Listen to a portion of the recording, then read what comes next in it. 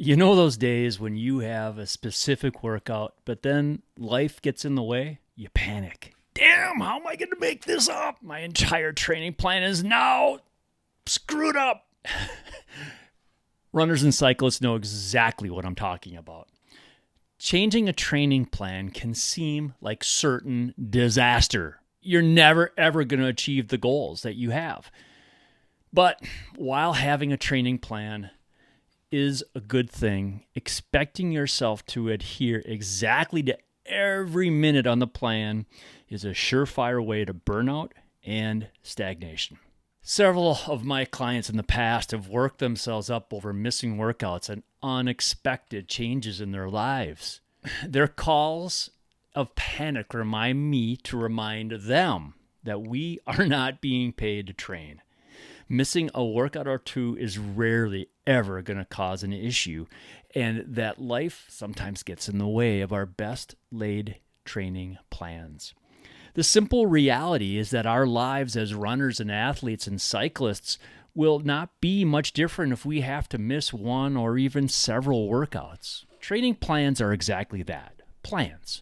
When I write a plan for a coaching client, we discuss their life calendar, their available times, their daily general situation. Will there be, for example, daylight enough for a run? Can the client wake up early one day a week to get to the gym? What's most important is that you understand the training goal for that week and what you can move around to accommodate changes in life. No one workout or even two workouts will ever change the course of your career as a cyclist or a runner.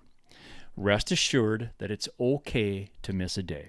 So first of all, you need to consider the goal of the current training block. Are you working on developing endurance, speed, FTP, strength in the gym, something else? All of the workouts in your training block should be moving you toward a certain goal. So, if you are changing a training plan for whatever reason, is it a key workout for that goal? If so, can you move it to another day? And if not, you can probably skip it. What's key is that you don't stack replacement workouts in ways that build too much fatigue. For example, if you have 2 threshold interval sessions scheduled in a week, you don't want to do those on consecutive days. You'll just wear yourself out. And likewise, the specific workout goal is another way of looking at changing your training plan without stressing yourself out. For example, you may have a 4-hour endurance ride on the plan or a 90-minute run, but if the goal is to build up endurance, you maybe can cut down on the total time by doing some tempo intervals in the middle of that session. So decide on your priorities for the week and the training block, then changing the training plan can be less of a hassle. Likewise, if the goal of the workout is to do VO2 max intervals, you want to make sure you're rested enough for that kind of intensity. Sometimes you need to change the training plan because you're tired or because you're not in the right headspace, especially if you're trying to do really hard intervals. There's nothing worse than getting ready for VO2 and you just like, oh no. Of course, sometimes you are tired and need to take the day off, regardless of what the schedule says. If you start a workout and your legs just aren't responding after a while, that could be a sign that you need more recovery.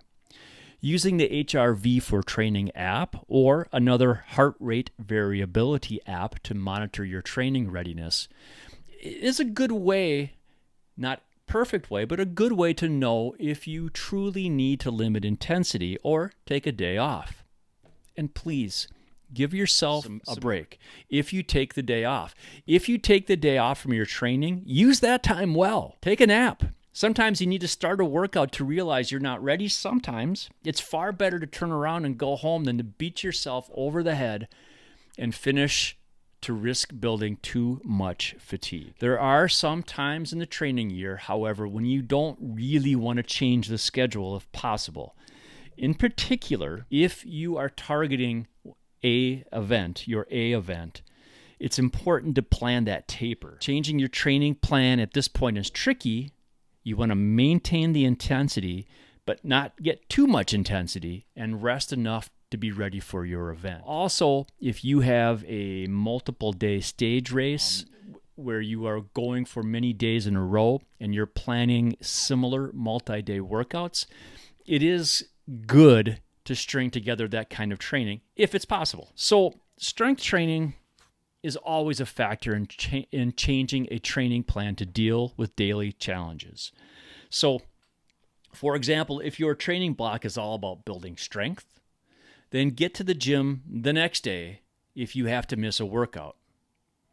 Likewise, like doing interval sessions, lifting 2 days in a row is not usually a good idea, nor is it a good idea if your goal is to be building strength to do a set of hard intervals right before a gym strength training session. During the race season, you might replace a strength session with a yoga session if that's what you need. And so again, it's important to understand what your goals are and how your training schedule reflects those priorities. So here are 5 takeaways for changing a training plan to minimize stress. Number 1, there is no one workout that will make or break your preparation. Skipping a day is not a big deal. Use the time off and do something productive or take a nap. It's my favorite. Number 2, unless you are a professional athlete getting paid to train, you're getting paid to do something else. Your family, your job, and home life are more important. I know. Consider your priorities.